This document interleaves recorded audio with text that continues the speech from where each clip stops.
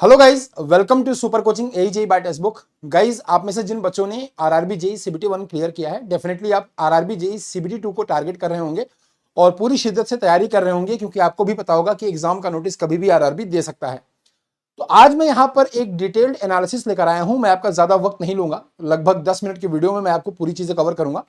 मैं यहाँ पर आपके बीच लेकर आया हूं आज का जो टॉपिक वो है कि आरआरबी जेई सीबीटी 2 का जब आप एग्जाम देने जाते हैं तो सब्जेक्ट का वेटेज क्या होता है। पहली बात, न्यूमेरिकल्स कितने आपको एग्जाम में देखने को अप्रॉक्स मिलते हैं, कितने थ्योरेटिकल क्वेश्चंस मिलते हैं, डिफिकल्टी लेवल क्या होता है, किस टाइप के क्वेश्चंस आते हैं, और मैं आपको कुछ प्रीवियस डेटा भी दिखाऊंगा कि इस साल में कितने न्यूमेरिकल आए, पेपर में कितने थ्योरेटिकल क्वेश्चन आए, और फिर हम देखेंगे कि हम इसकी तैयारी कैसे करें। तो इन सब टॉपिक पर मैं आपसे बात करने वाला हूं, तो वीडियो को स्किप मत करना। बस 8 से 10 मिनट का वीडियो होगा और मैं आपको पूरी इंफॉर्मेशन आपको दे दूंगा। तो चलिए शुरू करते हैं ये वीडियो, और इन सब टॉपिक पर हम बात करेंगे कि सब्जेक्ट वाइज वेटेज क्या होगा, डिफिकल्टी लेवल क्या होता है, टाइप्स ऑफ क्वेश्चन कैसे आते हैं, एंड नंबर ऑफ न्यूमेरिकल्स कितने आए हैं एग्जाम में या कितने आते हैं। तो आइए शुरू करते हैं। सबसे पहली बात करते हैं कि सब्जेक्ट वाइज वेटेज। तो देखिए, आरआरबी जेई का अगर मैं आपको 2019 और 2025 का एक एनालिसिस दिखाता हूं कि 2019 में जो आरआरबी जेई का पेपर हुआ था और 2025 में जो आरआरबी जेई का पेपर हुआ उसमें क्या डिफरेंस आया, कौन से सब्जेक्ट का वेटेज बढ़ा और कौन से सब्जेक्ट का वेटेज घटा। तो मैं शुरू करता हूं। सबसे पहले जो सबसे इंपॉर्टेंट सब्जेक्ट है आपका आरआरबी जेई में वो है मैन्युफैक्चरिंग और मेट्रोलॉजी, मतलब प्रोडक्शन आप बोल सकते हैं और मेट्रोलॉजी बोल सकते हैं। देखिए, ये जो ऑरेंज कलर का आपको ग्राफ दिखाई दे रहा है ये 19 का है, एंड ये जो ब्लू कलर का है वो 2025 का है। तो 2019 में आप देखेंगे तो 25 से 30% के बीच में आपको मैन्युफैक्चरिंग प्लस मेट्रोलॉजी के क्वेश्चन मिले थे। अगर हम 2025 की यही बात करें तो प्रोडक्शन और मेट्रोलॉजी में आपको ये 35% से ऊपर मिला है। यानी कि आप समझ सकते हैं कि अगर प्रोडक्शन और मेट्रोलॉजी 35% के ऑलमोस्ट आपको मिला है, इसका मतलब ये बहुत ज्यादा इंपॉर्टेंट सब्जेक्ट होने वाले हैं। इसके अलावा अगर मैं बात करूं सोम की और इंजीनियरिंग मैकेनिक्स की, तो ऑलमोस्ट इक्वल परसेंटेज रहा है 19 और 25 में, लगभग 16-17% के अराउंड ये रहे हैं इन दोनों को मिलाकर। इसके बाद फ्लूइड और हाइड्रोलिक्स की बात करें तो ये जो परसेंटेज था 2019 में थोड़ा सा कम था, लगभग 8-9% के अराउंड था। 2025 में थोड़ा सा इंक्रीज हुआ और थोड़ा सा 1-2% इंक्रीज हुआ। इसके अलावा अगर मैं बात करूं बाकी थर्मो हीट ट्रांसफर यानी कि HMT, आईसी इंजन और आरएसी की, तो इसका परसेंटेज काफी ज्यादा था 2019 में। अगर आप देखें तो लगभग 22-23% के अराउंड क्वेश्चन इसे पूछे गए थे इन सबको मिलाकर। लेकिन 2025 में परसेंटेज थोड़ा सा कम हुआ और ये परसेंटेज रिड्यूस होकर आ गया लगभग 16-17% तक। इसके बाद अगर हम देखें इंडस्ट्रियल और इंडस्ट्रियल इंजीनियरिंग की बात करते हैं। देखिए, जो पावर प्लांट है वो तो आपका थोड़ा सा आपके सिलेबस में है नहीं, मतलब एयर स्टैंडर्ड साइकिल ही आपको पढ़नी है। तो अगर मैं यहां पर इंडस्ट्रियल की बात करता हूं तो जो इंडस्ट्रियल है वो 19 में थोड़ी कम थी, लगभग 7-8% के राउंड थी, लेकिन 25 में ये 10-12% के राउंड आई है। 2025 में जो पेपर हुआ है, 2025 में जो पेपर हुआ है, मतलब 2024 वाला उसका पेपर हुआ है 2025 में।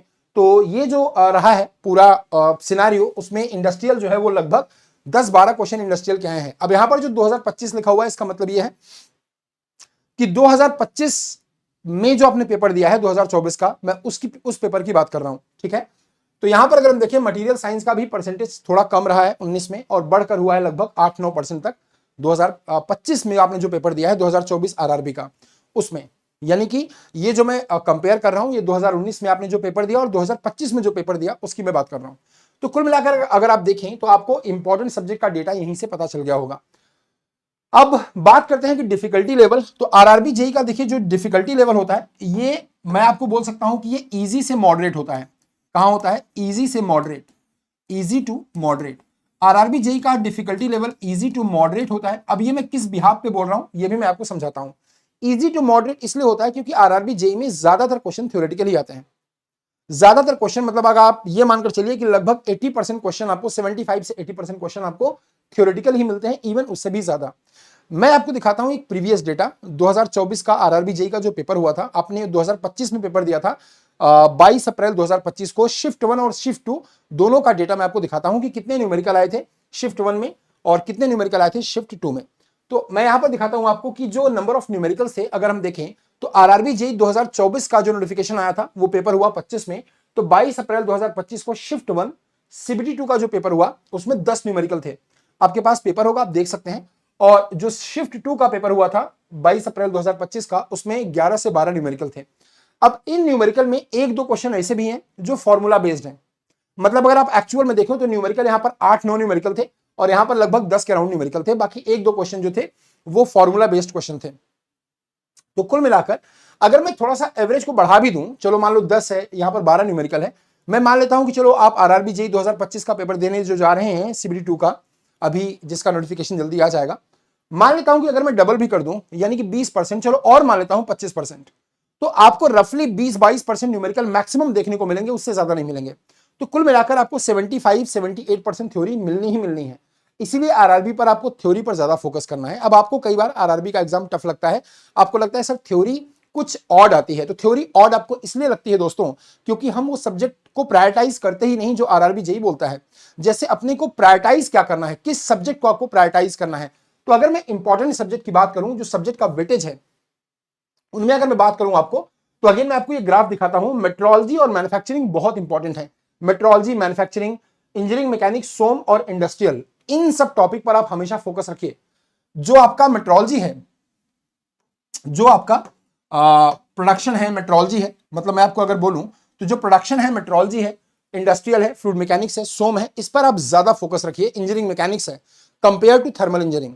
ठीक है, थर्मल इंजीनियरिंग देखिए आप हर एग्जाम के लिए पढ़ते हैं, आपने एसएससी के लिए भी बहुत ज्यादा पढ़ा, तो थर्मल इंजीनियरिंग ज्यादातर बच्चे कर लेते हैं। लेकिन ऐसे जो सब्जेक्ट हैं जैसे इंडस्ट्रियल है, इंजीनियरिंग मैकेनिक्स है, या आपका मेट्रोलॉजी है, प्रोडक्शन है, ये थोड़े से रेयर सब्जेक्ट हैं, तो इनको अच्छे से पढ़िए अगर आपको एग्जाम क्लियर करना है तो आइए मैं आपको बताता हूं कि हाउ टू प्रिपेयर, अभी प्रिपेयर कैसे करना है। अब मैं आपको यह भी बताता हूं कि कौन से सब्जेक्ट ज्यादा इंपॉर्टेंट हैं, इनको भी हम देखेंगे। तो सबसे पहले आपको ज्यादा फोकस करना है थ्योरी पर, क्योंकि थ्योरी आपको आनी है 80%, उससे ज्यादा ही, तो थ्योरी पर आपको ज्यादा फोकस करना है। उसके अलावा प्रायोरिटाइज करना है the subject as per weightage, weightage के अकॉर्डिंग सब्जेक्ट को प्रायोरिटाइज करो। जैसे फॉर एग्जाम्पल आप अगर ये मैं डिक्रीजिंग ऑर्डर आपको बताऊं, तो सबसे ज्यादा इंपॉर्टेंट है प्रोडक्शन, इंडस्ट्रियल, उसके बाद एफएम, सोम, थर्मल, इंजीनियरिंग मैकेनिक्स, तो ये सब बहुत इंपॉर्टेंट है, तो इसको आपको पढ़ना ही पढ़ना है, ढंग से पढ़ना है। ठीक है, उसके अलावा यहां पर आप लिख सकते हैं production and metrology.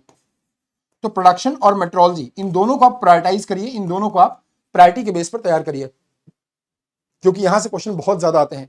Specially production में वेल्डिंग है, मशीनिंग है, ग्राइंडिंग है, फिनिशिंग है, यहां से क्वेश्चन आपको बहुत ज्यादा एग्जाम में देखने को मिलते हैं। तो आपको ये पता होना चाहिए कि सब्जेक्ट का वेटेज ज्यादा कहां से आता है, तभी आप तैयारी अच्छे से कर पाएंगे। अगर नहीं पता होगा तो तैयारी कैसे करोगे, क्या ही पढ़ोगे। एग्जाम में आपको पढ़ना, ये तो पता होना चाहिए ना कि आपको ज्यादा क्या पढ़ना है, ज्यादा फोकस किस पे करना है। तो आप इसलिए थ्योरी पर ज्यादा फोकस रखिए, क्योंकि 80% आपको थ्योरी मिलती है, उससे ऊपर मिलती है। एंड सब्जेक्ट को वेटेज के अकॉर्डिंग ज्यादा प्रायोरिटाइज करिए। प्रायोरिटाइज का मतलब ये नहीं कि आपको बाकी नहीं पढ़ना है, सब पढ़ना है, बट ज्यादा फोकस आपको इन सब्जेक्ट पर रखना है जहां से स्कोर ज्यादा आपके आते हैं। ठीक है, इसके अलावा आपको टाइम मैनेजमेंट पर भी ध्यान देना है। एंड ट्राई टू रिवाइज सम डीबीक्यूज। डीबीक्यूज का मतलब होता है डेटा बेस्ड क्वेश्चंस, तो कुछ डीबीक्यूज भी आपको रिवाइज करने होते हैं।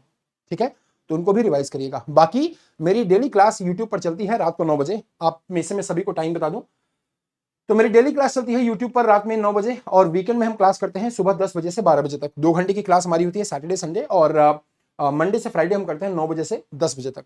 तो इन सब बातों का आप ध्यान रखेंगे और तैयारी करेंगे, तो अगर आरआरबी जेईई सीबीटी 2 का एग्जाम मान लेते हैं कि 1 महीने बाद भी होता है या 1.5 महीने में भी होता है, तो आप अगर ये स्ट्रैटेजी फॉलो करेंगे तो आप डेफिनेटली सिलेक्शन के करीब पहुंच जाएंगे। ठीक है, चलिए, तो अगर आपको अब आरआरबी जेईई सीबीटी 2 की तैयारी करनी है, अब आपके पास वक्त बहुत कम है, टॉपिक बहुत ज्यादा पढ़ना है, सब्जेक्ट को उसके अकॉर्डिंग पढ़ना है, टू द पॉइंट पढ़ना है, आपको फॉर्मूले भी रिवाइज करने हैं, आपको क्वेश्चंस भी लगाने हैं, और आपको थ्योरी भी पढ़नी है।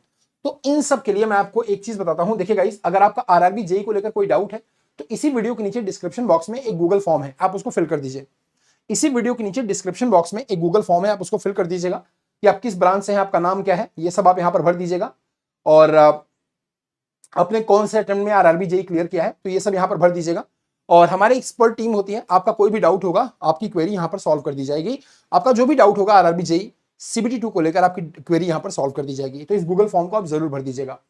इसके अलावा गाइस, ये जो मेरा वीडियो आप देख रहे हैं ना, इसी वीडियो के नीचे जब आप डिस्क्रिप्शन बॉक्स में जाएंगे, तो आपको देखिए यहां पर मिल जाएगा आरआरबी जेईई सीबीटी 2 मैकेनिकल का क्रैश कोर्स। ठीक है, तो आरआरबी जेईई सीबीटी 2 मैकेनिकल का क्रैश कोर्स आपको यहां पर मिल जाएगा, आप इस पर क्लिक कर सकते हैं। और जैसे गाइस आप यहां पर क्लिक करेंगे, ये एक का पेज ओपन हो जाएगा, जहां पर आप क्रैश कोर्स के साथ आरआरबी जेईई को क्लियर कर सकते हैं। तो अगर हम यहां पर देखें, ठीक है, तो आप आरआरबी जेईई मैकेनिकल को क्लियर कर सकते हैं। लाइक ये जो प्राइस आपको दिख रही है वो 3141 दिख रही है, बट अगर मैं यहां पर बात करता हूं प्राइसिंग के सेक्शन की, और यहां पर मैं कोड अप्लाई करता हूं आर मिश्रा, RMISHRA, तो यहां पर आप अगर अप्लाई करेंगे तो आपको ये मिल जाएगा 3128 रुपीज में। आरआरबी जेई एमई सीबीटी 2 के लिए एग्जामिनेशन डेट तक इसकी वैलिडिटी रहेगी, और ये आपको मिल रहा है 1899 रुपए में। किसमें मिल रहा है?